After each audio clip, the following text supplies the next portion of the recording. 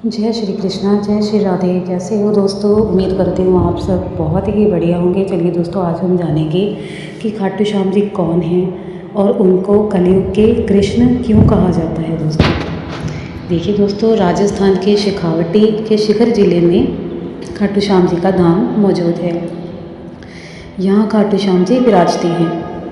खाटू का श्याम का इस मंदिर को बहुत ही प्राचीन मंदिर माना जाता है। दोस्तों यहाँ पर प्रतिवर्ष फल्गुन मान शुक्ल पक्ष छठी में बासर तक यहाँ पर बहुत ही बड़ा मेला लगता है और बहुत ही भक्त यहाँ पर पहुँचते हैं। दोस्तों यहाँ पर दोस्तों हिंदुस्तान से ही नहीं बल्कि देशों विदेशों से भी बहुत से भक्त आकर बाबा के दर्शन करते हैं। श्याम बाबा की महिमा का बखान करने वाले भक्त राजस्थान या भारत में ही नहीं हैं बल्कि पूरी दुनिया में मौजूद हैं। दोस्तों चलिए अब जानते हैं खाटू श्याम बाबा की कहानी। खाटू श्याम जी को भगवान श्री कृष्ण के कलयुगी अवतार माना जाता है। दोस्तों महाभारत के भीम के पुत्र घटोत्कच और घटोत्कच के पुत्र बार्बरिक थे। बार्बरिक को ही बाबा खाटू श्याम कहा जाता है। दोस्तों इनकी माता का नाम हडिम्बा था। बार्बरिक दुनिया के सर्वश्रेष्ठ धनुर्धर योद्धा थे। दोस्तों बार्बरिक ने जो अपनी तपस्या से 3 बाणों की उन्होंने जो प्राप्ति की थी वह बहुत ही शक्तिशाली से, जिसके बल पर वह कौरवों और पांडवों की पूरी सेना को समाप्त कर सकते थे।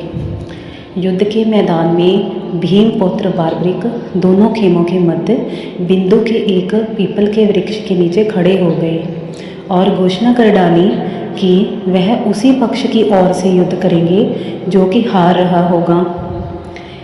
तो दोस्तों बार्बरिक की इस घोषणा से भगवान श्री कृष्ण अत्यंत चिंतित हो गए।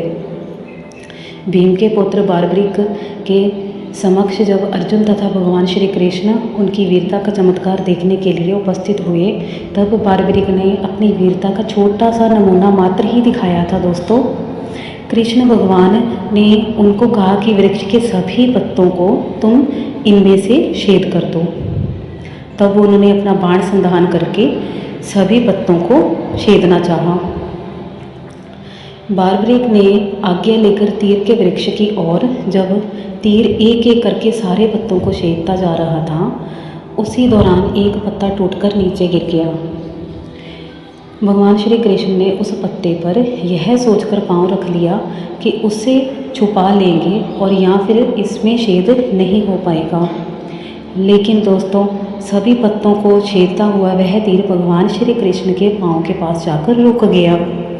तब बार्बरिक ने कहा कि हे प्रभु, आप अपने पांव के नीचे इस पत्ते को हटा लीजिए। कृपया कर अपना पैर हटा लीजिए प्रभु, क्योंकि मैंने अपने तीर को सिर्फ पत्तों को छेदने की आज्ञा दी है प्रभु, आपके पांव को छेदने की आज्ञा नहीं दी। तो दोस्तों उनका ये बात सुनकर तो भगवान श्री कृष्ण अत्यंत चिंतित हो गए और बहुत सोच विचार में पड़ गए। भगवान श्री कृष्ण यह बात जानते थे कि बार्बरिक प्रतिज्ञावश हारने वाले का ही साथ देगा। यदि कौरव हारते हुए नजर आए तो फिर पांडवों के लिए बहुत ही बड़ा संकट खड़ा हो जाएगा, और यदि पांडव बार्बरिक के सामने हारते नजर आए तो फिर पांडवों के साथ देंगे। इसी तरह दोस्तों वह दोनों ओर से सेना को अपने 3 तीरों से समाप्त कर देंगे। तभी भगवान श्री कृष्ण ब्राह्मण का वेश बनाकर बार्बरिक के शिविर में उपस्थित हो गए और उनसे दान मांगने लगे। बार्बरिक ने कहा कि हे आप कौन हैं, आप क्या चाहते हैं? तभी भगवान श्री कृष्ण ने कहा कि तुम मुझे क्या ही दे सकोगे, इसलिए मैं तुमसे कुछ नहीं मांग सकता। लेकिन बार्बरिक बहुत ही दयालु और बहुत ही एक ऐसा हम मान सकते हैं कि वो जब जीवन में कोई प्रतिज्ञा कर लेते थे तो उसको छोड़ते नहीं थे और अपने दर पर आए हुए किसी भी व्यक्ति को निराश करके जाने नहीं देते थे, जैसे कि कर्ण करते थे। हम सभी जानते हैं कि महाभारत में कर्ण का कितना बड़ा हाथ है, लेकिन उन्होंने कहा कि आप जो भी मांगेंगे मैं दूंगा। बस इतनी कहने की बात थी दोस्तों। तब भगवान श्री कृष्ण ने उनसे उनका शीश दान मांग लिया। तब उन्होंने पूछा कि प्रभु ऐसा आप क्यों कर रहे हैं, मुझसे क्या गलती हो गई। तब भगवान श्री कृष्ण उनको आने वाले भविष्य को दिखाते हैं कि अगर तुमने दूसरे पक्ष का साथ दिया तो पांडव खत्म हो जाएंगे और पांडवों का साथ दिया तो कौरव खत्म हो जाएंगे। इस प्रकार इस युद्ध का कोई भी निर्णय नहीं निकलेगा। इसलिए धर्म की स्थापना हेतु तुम निश्चित ही अपना शीश दान करो। और बस तभी वह यही सोचते सोचते उसी रात को उन्होंने भगवान श्री कृष्ण की अत्यंत पूजा अर्चना की और सुबह होते ही उन्होंने अपना शीश दान कर दिया। दोस्तों, बारबरिक द्वारा अपने पितामह पांडवों की विजय हेतु स्वेच्छा से शीश दान करने पर भगवान श्री कृष्ण अत्यंत अत्यंत खुश हो गए और उन्होंने बारबरिक को कलयुग में स्वयं के नाम से पूजे जाने का वरदान दे डाला। आज बारबरिक को ही खाटू श्याम नाम से पूजा जाता है। दोस्तों, जहाँ भगवान श्री कृष्ण ने उनका शीश रखा था उसी स्थान को हम खाटू कहते हैं। आइए दोस्तों, अब जानते हैं कुछ ऐसे अनजाने रहस्य जो हमें नहीं पता। खाटू श्याम अर्थात माँ स्वयं पराजिता, अर्थात जो हारे हुए और निराश लोगों को सबल प्रदान करते हैं। खाटू श्याम बाबा दुनिया के सर्वश्रेष्ठ धनुधारी हैं। उनसे बड़ा सिर्फ केवल इस दुनिया में प्रभु श्री राम ही हैं, जिनका कोई सामना नहीं कर सकता। खाटू श्याम जी का जन्मोत्सव हर साल कार्तिक शुक्ल पक्ष की देव उठानी एकादशी को बहुत ही धूमधाम से मनाया जाता है। दोस्तों, खाटू श्याम मंदिर परिसर में लगता है। बाबा खाटू श्याम का ये प्रसिद्ध मेला बहुत ही बड़ा होता है। यहाँ दुनिया से, विदेशों से बहुत लोग इकट्ठे होते हैं और बाबा के दर्शन करते हैं। बारबरिक भगवान जो थे वह देवी के बहुत बड़े उपासक थे।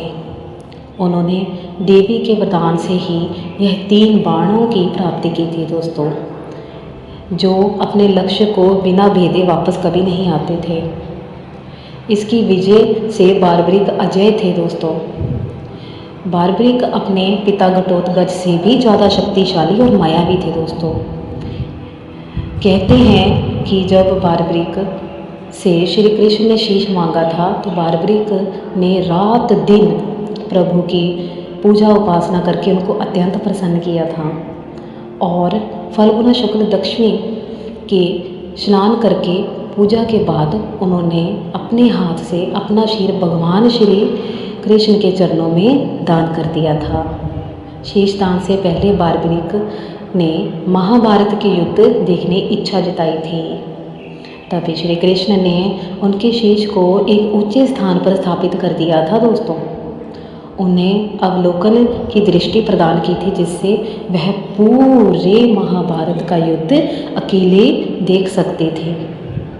वह केवल एक ही योद्धा थे जिन्होंने अंतिम समय तक महाभारत का युद्ध खुद देखा था, नीति और नियति और भगवान को लीला करते हुए देखा था। सच में ये बहुत ही अद्भुत बात है। ये उनका बहुत बड़ा सौभाग्य है। दोस्तों, निश्चित ही उनके कोई बहुत अच्छे कर्म होंगे। युद्ध समाप्ति के बाद जब पांडव विजयश्री का श्रेय देने के लिए वाद विवाद कर रहे थे तब श्री कृष्ण ने कहा कि इसका निर्णय तो बारबरिक ही कर सकते हैं। तब बारबरिक ने कहा कि युद्ध में दोनों ओर से केवल और केवल भगवान श्री कृष्ण का सुदर्शन ही चल रहा था और द्रौपदी महाकाली बनकर सभी दुष्टों का रक्तपान कर रही थी। अंत में श्री भगवान ने वरदान दिया कि कलयुग में मेरे नाम से तुम्हारी पूजा हो जाएगी। तुम मेरे जितने ही सर्वश्रेष्ठ होगे। तुम्हारे दर पर आने वाले सभी भक्तों की मनोकामनाएं पूर्ण होंगी। तुम उन्हीं लोगों का सहारा बनोगे जिनका कोई नहीं होता। इसलिए आज कलयुग में उनकी इतनी मान्यता है। दोस्तों, स्वप्न दर्शन उपरांत ही बाबा श्याम खाटू धाम में स्थित श्याम कुंड से प्रकट हुए थे। दोस्तों, और साथ ही भगवान श्री कृष्ण शालिग्राम के रूप में इस मंदिर में दर्शन देते हैं। तो दोस्तों, ये थी बाबा खाटू श्याम जी की बहुत ही अच्छी और रोचक कथा। और इसमें हमें भगवान श्री कृष्ण की लीला भी सुनने को मिली। चलिए दोस्तों, ये तो बात सच में सच है दोस्तों कि अगर बारबरीक अपना शीश दान ना करते तो महाभारत के युद्ध का निर्णय कुछ और ही होता। ये उनका बलिदान सच में बहुत ही पूजनीय है दोस्तों। हम उनके इस दान को कभी भी नहीं भुला सकते। तब तक के लिए जय श्री कृष्णा, जय श्री राधे, जय श्री खाटू श्याम बाबा की जय।